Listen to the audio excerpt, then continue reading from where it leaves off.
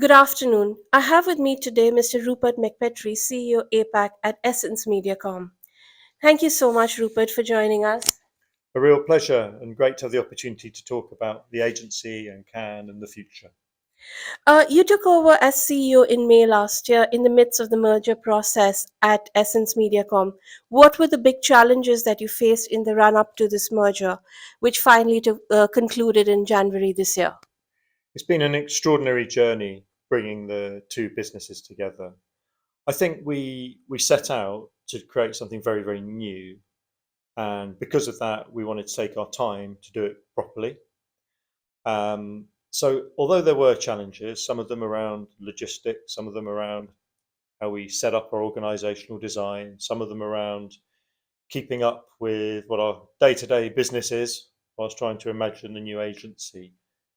We were very lucky that we took the time that we did because that allowed continuity of business, but also to manage any small challenges here and there.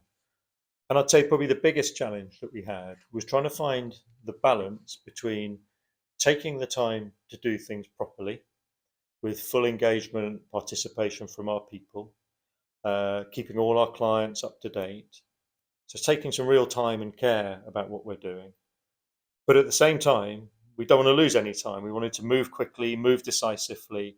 And of course, the industry, the market, our clients, and our people were very curious about what will Essence MediaCom look like. So the only real tension we had was that finding that balance of moving fast versus taking the time to take care of everything properly. So, what have you achieved in the short term, and what's the long term agenda? So when we launched formally as Essence MediaCom, the new agency in January, we felt we'd already achieved quite a lot. So we have a new vision, a new proposition. We have a new way of working with a new operational structure. We've integrated our people into one team. We're still in the process of moving some people into co-location. So that's sort of step by step, getting the estate sorted. But I think what's really heartening for all of us, what we take really positive, is the feedback we're getting from the industry is very positive. So if you ask, what we've achieved, I think we've positioned ourselves well as the agency for the future to help clients navigate the new communication economy, to elevate our work, to take it upstream, to deliver what we call breakthrough work. And it's working well. And we've had many proof of concepts when we've been pitching of how relevant our new offer is, how attractive our new offer is, because we're looking to go beyond just the sort of simple find an extra 0.5% advantage here or tune up a strategy there. We're after something much richer and fundamental that will genuinely change the game, create a breakthrough for our clients' businesses. So we've achieved a lot. Longer term, honestly, there's still a lot to do. We're at the very start of this journey. It's only 155 days since we launched.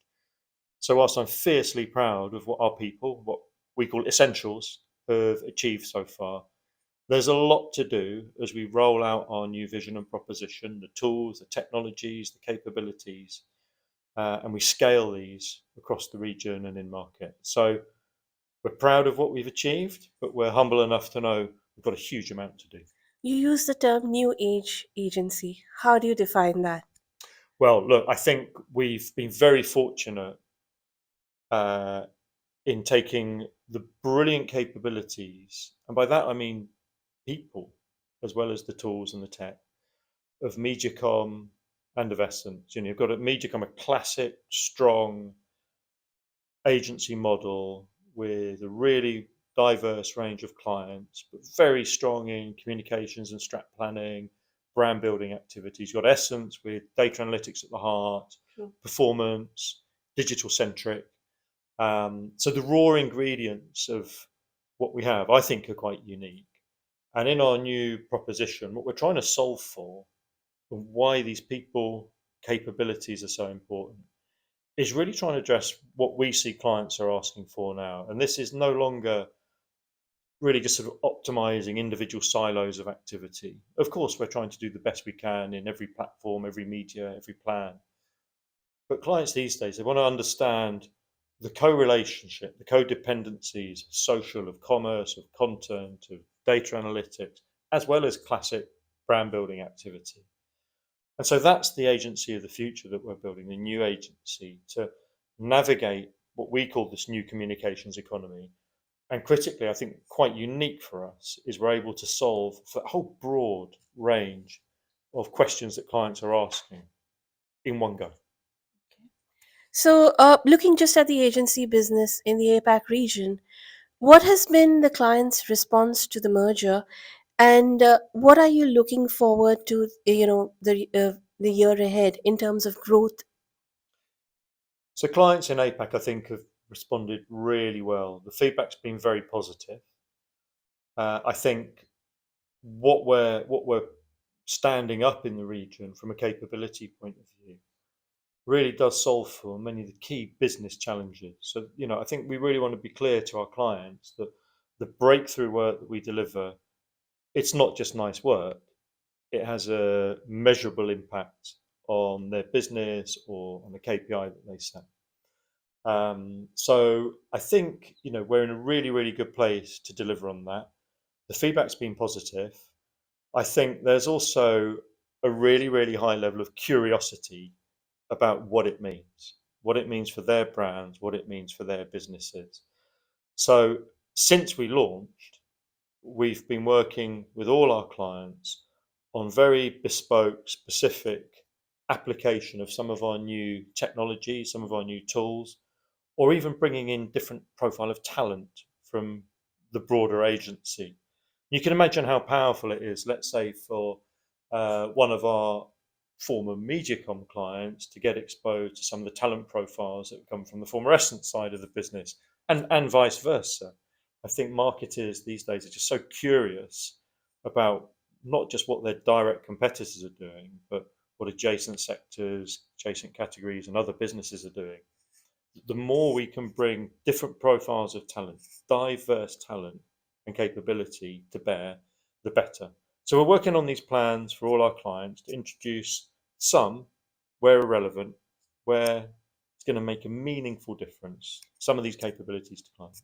You've preempted my question, my next question. I was going to be asking you, how has the talent profile changed in the organization, and what would you define the culture of the organization today? So I think from a talent point of view, the profile of talent is changing quite quickly now. I think for us, you know, we're obviously still maintaining that sort of classic media capability. Uh, but where we make a difference for clients' businesses, and therefore the type of profile of people that we want to have in EssenceMediacom, is in more upstream areas. So I think we're seeing a higher proportion of our talent pool being really well equipped in areas like data analytics, digital and data consulting, commerce, social, content, on top of that classic sort of media planning and buying. So it's changing quite quickly, and we're driving this very intentionally because we think that's the profile of talent that we want as essentials to deliver on our proposition. That's what clients need, it's what clients want. And that comes in two areas. Number one is how we educate, the learning and development programs that we have for all our essentials in Asia Pacific. So we're rolling out multiple programs right now, very bespoke for individuals to help keep people, on topic, on trend, and really at the forefront of the capabilities that they need. But it's also a question of when we're out in the market hiring, we're probably looking for a slightly different profile of talent than perhaps we would in the past. What is this different profile? Well, I think it's absolutely about the specialist expertise in some of these core areas. So, of course, we still need classic account managers, account planners, uh, the buyers that will activate campaigns. But we also need data specialists. We need people who are very skilled on e-commerce platforms and marketplaces. People who are very comfortable understanding the role of content, be that original IP or DCO on a client schedule. So it's a very broad spectrum of talent. So increasingly specialist talent, increasingly upstream, and honestly, increasingly higher value to customers. A word on on the Indian leadership. Brilliant. Okay, now this merger has also created scale for Essence Mediacom, particularly in India, where it's now among the top three agencies in the country. What are your plans for the market? The Indian market, I think, is terrific for us because we've got a very strong Essence MediaCom, we've got a very strong Group M, and a very strong WPP. So there's extraordinary infrastructure in the market from a talent and a resource and capability point of view. So post merger, I think we're in a really, really strong position. We've got very strong overall leadership. We've got a client list that I'd say is the envy of everybody. True. Um, so what we're doing now is we're just really concentrating on elevating the work, just really making sure that our promise, our commitment to clients around finding breakthroughs for their brand, breakthroughs for their business, we actually deliver on. So it's a bit sort of heads down, let's concentrate on the work. Of course, we do want to grow, but I think the growth will be a function of our capabilities and the work that we do. Having said that, we've also had a really, really strong year from a new business point of view, year to date in India. So I think we've got a high level of confidence in the Indian market and our place in that market. And we're looking, with a level of optimism for the future. So, with this increased scale, are you looking to add on more new clients, say in the next 6 months? Any pitching in the work? Any pitches in the work? Yes, absolutely. I'm a little bit greedy, to be Okay. honest. So whilst we've had very, very good progress at the start of the year, with an extension on our P&G assignment, and by the way, we won an amazing award at the Cannes Lion last night, a bronze for P&G Whisper, the missing chapter, which again is testament to the quality of the work that we're doing for clients in India. So the extension on P&G, we won the consolidated Vivo business. So we've got good first half year momentum on new business. We've got quite an interesting pipeline, but of course, what we want to do is make sure we take care of current clients, do breakthrough work for current clients, and then step by step grow through the acquisition of new clients. So again, we feel optimistic. We've got a plan, and I know with Naveen leading the business there, we're in good shape. You mentioned quality of work, and the quality of work goes back to the talent in the country. So, how do you assess the Indian talent?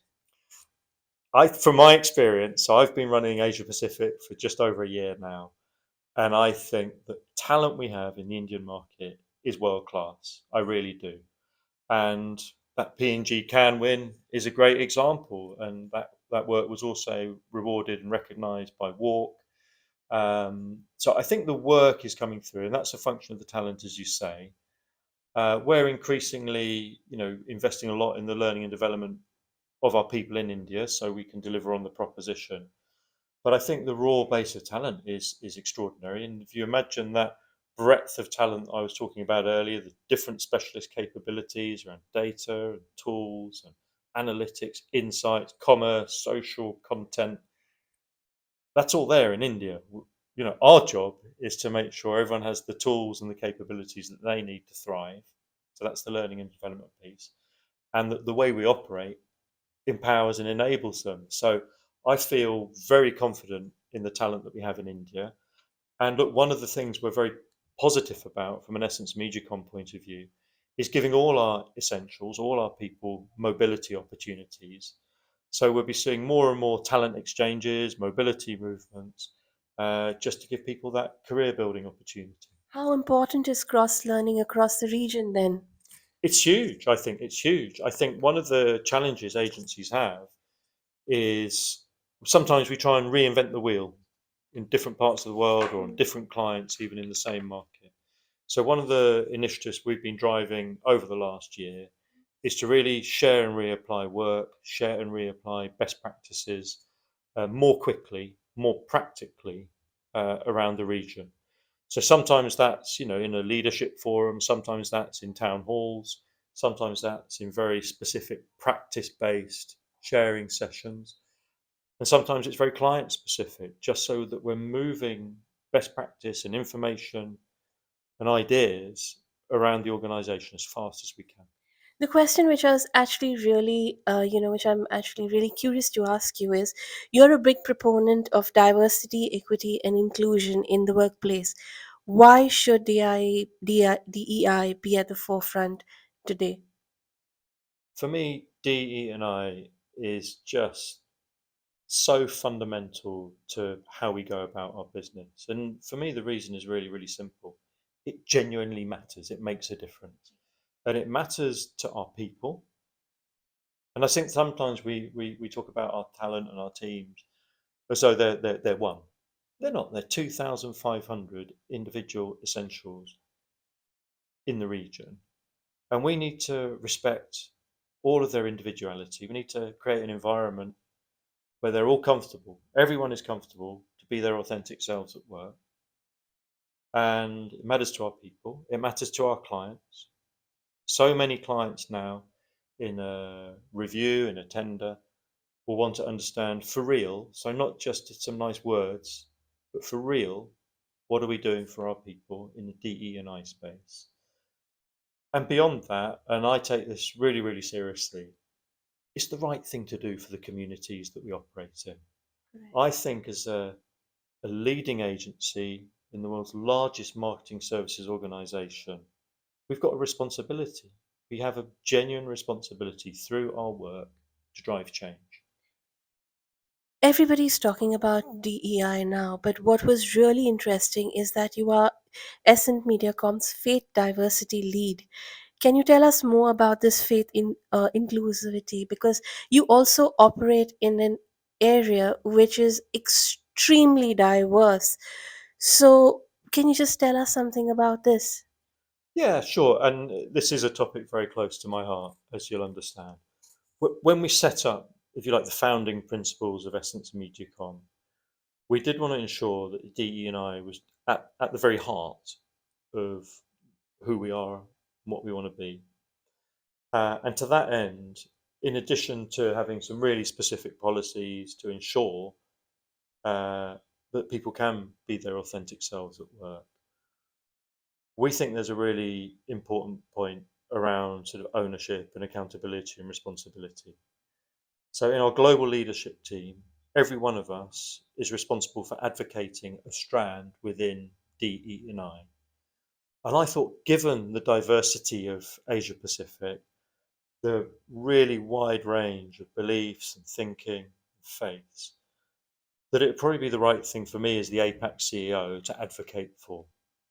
Because it just comes down to the fact that many, I guess, uh, views on D&I tend to be on what I call sort of more traditional areas of it. Exactly. Is it race, ethnicity, social class, etc. And faith is often the forgotten piece, right? Yes.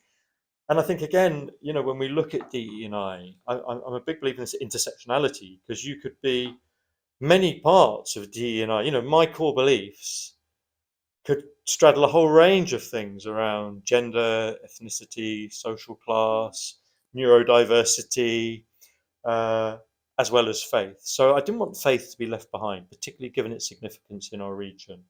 So we're at the start of this journey of really trying to advocate to ensure that faith is not the left behind strand of DE&I. This was so interesting because like I mentioned, everybody's talking about DEI, everybody's talking about LGBTQ, but very few, or I haven't heard many people talking about faith. Exactly, it is the forgotten thing, and we're doing a lot of research as we're sort of preparing our founding principles, and there's a lot of great work being done by many businesses around DE&I.